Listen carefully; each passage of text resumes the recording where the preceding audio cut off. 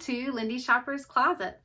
My name is Laura Winley, and this web series is a spinoff of my blog, lindyshopper.com, which is a blog about swing dance clothing, shoes, accessories, and other things that swing dancers may find useful. Today, we're going to talk about dance undergarments and what I like to wear under my skirts, because I do prefer dancing in skirts. I like the ventilation and I like the movement. And so in order to do that and maintain a sense of undercarriage, I have an array of things that I like to wear under dresses depending on the circumstances and the dress and the hemline and whatever else might be going on that day. So let's start with basics, underwear. I am a huge fan of the just basic Hanes, full brief, nothing fancy. I'm not going to show any of that here today because I'm sure that you can Google Hanes brief and find an array of options, or go to your local Target and pick up a pack, like a 6-pack of briefs. But those are my go-to daily under thing item that I also find really comfortable for dancing. If you are looking for maybe the most coverage, because even the briefs, they don't come up to your belly button. I don't know, maybe you want a little extra, and maybe you want a little extra around your cheeks. Not quite a boy short, but something that'll cover up to a high waist and then give you extremely full coverage at the bottom. I've got a brand new pair of these Bally briefs, and I call these like my supreme grandma briefs. As you can see, this is large. Like, this is gonna cover every bit of me. And in fact, if I am wearing certain skirts, I find that I have to be careful about tucking my shirt into my underwear, because these come up so high that they might actually peek out of the top of my trousers or my skirt. But if you're wearing a dress, that's not really an issue. So if you were just looking for something, or maybe the underwear doesn't quite hit you right at the elastic waistband, it's just not comfortable, maybe give these Bally bloomers, but really they're just cotton underwear, a try. Let's say you're looking for something a little fancier. I picked up this pair of Rego, and of course I'm sure I'm not pronouncing this right, but this is actually, I think, shapewear, but it makes a lovely brief. And if you're looking for something maybe a little bit fancier, this satiny, I'm not going to call it silk because it's not, it's some sort of stretch satin, is fairly substantial. And then I like the little details of lace sort of here at the top of the thigh. It's a little fancy. Maybe we have a skirt that we want to show off and have a little flash of shiny red something underneath the skirt. When I was still doing aerials, which I am no longer doing aerials because I am somewhat broken in that capacity, in part because I did aerials, but when I was more active in learning and executing aerials, I would wear cheerleading bloomers. And I was a cheerleader in middle school and high school, and so I was used to tumbling and jumping and stunting, and basically, something very akin to doing swing dance aerials. It requires a lot of dancing and movement, and you don't need to worry about picking your wedgie in the middle of a performance. So these bloomers, I believe are, let's see, I wrote this down, JB Bloomers and Company, and they're polyester, but they're made to withstand that sort of level of activity. I mean, they sort of look nondescript. I mean, it's a brief, but I really found them to be, of the options I tried, my preferred option, because it was something that I was already comfortable wearing.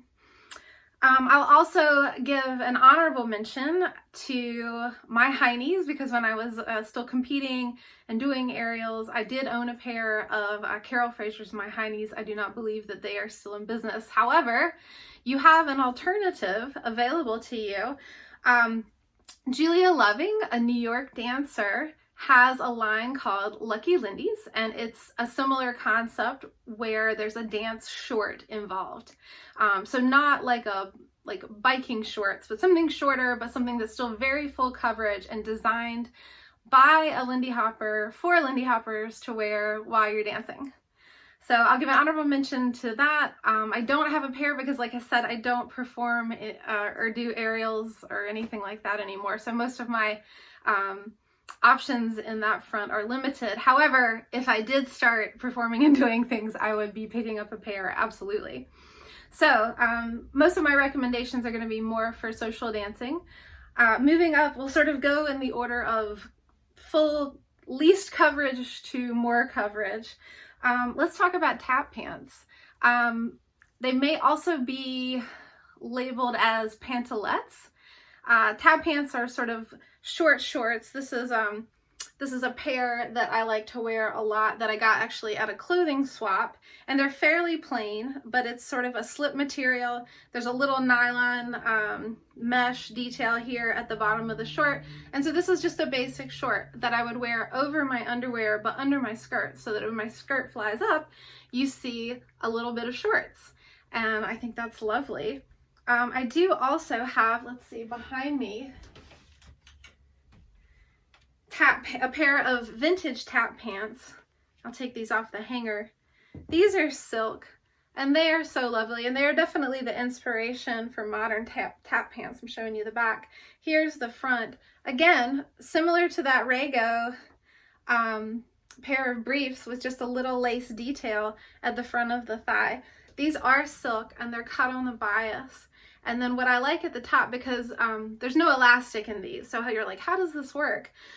There's two entry points here. There's a button on this side and a button on this side. So you would unbutton, step in, it sort of cinches you at the waist here, and then the bias cut just kind of drapes lovingly over your body, and this is just such an elegant way to go. I do also like it has a reinforced crotch panel here, because when we kick and we squat and we Charleston and we do a lot of things, and so this is sort of the vintage way to accommodate movement, whereas, for example, these definitely have elastic in the waist, and the fabric itself also has stretch to it.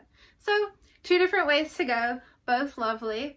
And then I'll also give a nod to, so you can see a little bit better, these are what I have Googled as pantalettes, and these are from Amazon.com, and it essentially functions the same as a pair of tap pants, except that it can come in different lengths. So tap pants are typically just kind of short shorts, whereas pantalettes can come in a variety of lengths, you know, on down to even your ankles if you want to just a pair, like a slip for your pants. And but I do like these shorts, and I like the idea of when my skirt twirls up that you see a little bit of this lace peeking out from the bottom of your shorts. And then also, if you're going to wear something that's light colored, you'll want to wear a nude pair of underwear underneath this particular short. And I also like to wear, if I'm wearing the black, I'm going to wear a black pair of underwear. That way, if I do a high kick, I don't know what could happen. I could fall on my face. That's happened. And my skirt flies up over my head, and then, you know, you just see what I want you to see is the idea. If you are in the habit of wearing shorter skirts to dance, obviously slips come in a variety of lengths, and if I'm wearing a short skirt, this is sort of a cost-benefit analysis for me, I'm typically going to gravitate towards the shorts so that I don't have to worry about my underwear. But some people prefer not to have something around their thighs, and so there are very short slips made, and I like this one in particular because it has a slit on the side to give you some extra movement, and this would just sort of just cover maybe just right under your bum and give you that sort of extra layer for not only just a visual but also for movement, because I also like wearing slips and tap pants because it creates a layer between my underwear, which is usually cotton when I'm dancing, and my outer garment, which is usually cotton or a synthetic when I'm dancing. And so if they're rubbing against each other, they're not necessarily going to be sliding against each other in a really nice way. And so I like to wear tap pants and slips to help facilitate movement so that my fabric isn't catching on itself. And then, you know, it just creates really nice lines. It creates a nice visual. It creates space for my movement and not feeling like I have something grabby that's inhibiting my movement, or that I'm worried about catching or something weird happening. So I like wearing slips. All right, up next, we're talking about half slips that you would wear under a dress or a skirt. Coming in various lengths, I would say this is one of my workhorse skirts, workhorse slips. It's beige. It goes under everything. It's kind of boring, but it gets the job done. And I would say I usually acquire these from either department stores like JCPenney or Belk here in the South, or I usually find them on Amazon as well. If you're looking for vintage, you may find that the elastic in vintage half slips can deteriorate. However, there can be some notable exceptions and some truly lovely slips out there for you to have. I'll show you one of my favorite half slips. Actually, this is probably my favorite half slip. And it has little yellow cats on it. No one is surprised. And even on the scalloped hem here, there are little smiling cat faces. I'm just gonna get up close here so you can see this. Is that not the cutest? This is the sweetest little slip. I love it so. So now let's talk about full slips. And I like a full slip under a dress as an option, particularly if I'm going to be dancing at an exchange or at an event where I know I'm going to be sweating a lot. One of my sweat areas, I know we all have different ways that we sweat, and some areas are maybe more concentrated than others, and mine is my back. My back tends to get really sweaty before other parts of me get really sweaty. So what I like about wearing a full slip is that it helps absorb some of that extra sweat, kind of like an undershirt, only it's silkier. And I feel like that it helps wick the sweat away even better and more elegantly. And then you also get the added benefit of, like, when you spin, you have a little bit of lace maybe showing at the bottom, facilitates movement, etc. All of the benefits that we've talked about before. Only with a full slip, it sort of targets one of my main sweat areas. So I'm sure you've noticed on Alice LaRue behind me that I have this lovely pink vintage slip. And one of the most beautiful things about vintage slips, not only are they usually made from silk, I guess I should say, we'll say pre-war would definitely be a silk before, I mean, then synthetics were sort of coming into being. But this is definitely a silk slip, and just the level of detail and the tiny details on the lace. And then there is an applique of flowers here and a bow sort of going across here, and then another flower, and it's just lovely. And then along the hemline, there is also this similar, just really fine, lovely detailed lace. Would I wear this dancing? Probably not. If I were in a very, very special occasion type of dance, that's when I would probably wear this. It is just so lovely. And I don't want to say that it's delicate per se, because it is pretty sturdy as far as slips go. So I would definitely wear it. I wouldn't be saving it for anything. So let's talk about my workhorse slips behind me here. Let me grab this one. So usually my favorite slips for dancing are from usually the 1960s. Maybe a little bit before that, maybe a little bit after that.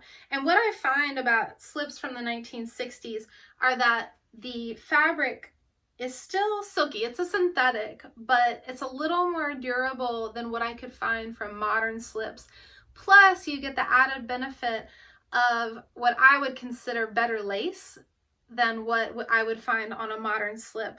I particularly like this slip for dancing because, let me get a little bit closer here, you can see there's a lace detail, but it is under a sort of sheer layer of fabric here.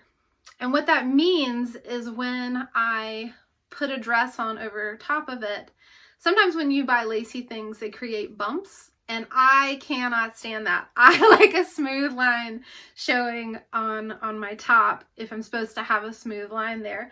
So I particularly like this slip because it has this overlay that sort of makes, you still get the benefit and beauty of the lace, but it creates a smooth line. And this is repeated at the bottom here. So you still get this sort of lovely lace panel peeking out from below your skirt. And this is super durable. I mean, just really, really durable fabric in really good condition. So 1960s slips are my favorite slips for dancing. And I'll show you for a comparison. This is a modern slip that I bought probably, I think at JCPenney. And I liked it because it would create that smooth line at the bust. It has, I mean, just really a sad, scant amount of lace at the bottom. And then there's a little more substantial lace at the top, but it's just, there's really no comparison. And then the fabric itself is flimsier. I mean, it's okay, but I don't love it. It's not my favorite. And so I do wish that garment makers would sort of look at this not only from an aesthetic standpoint, but also from a functional standpoint, because the past has you schooled present, at least in terms of full slips.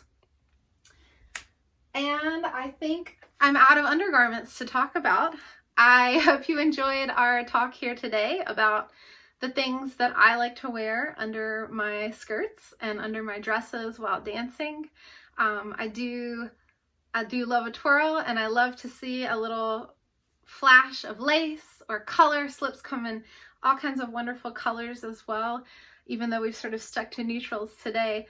So I would encourage you to explore maybe your local vintage shop and see what kind of offerings they might have to give you that little flourish and that little extra swish in your skirt.